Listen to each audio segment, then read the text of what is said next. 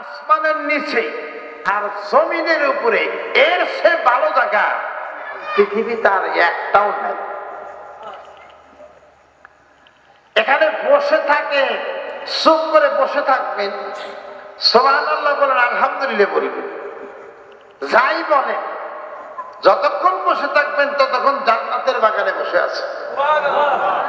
একবার সুবহানাল্লাহ বলতেছেন, একবার সুবহানাল্লাহ বললে জান্নাতের ভিতরে আল্লাহ রাব্বুল আলামিন একটা গাছ বানায় দেন।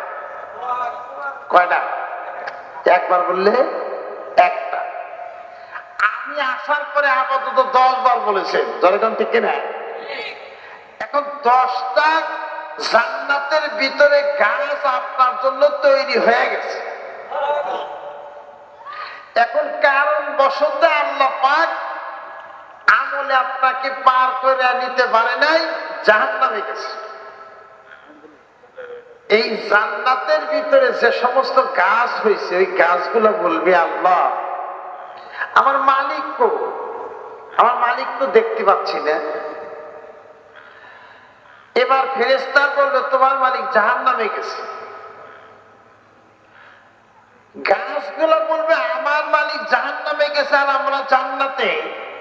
এইবার ঐক্য জোট করে জাহান্নামের ভিতরে ঢুকে যাবে এবং ওই মালিককে জাহান্নাম থেকে রক্ষা করে জান্নাতে নিয়ে আসবে।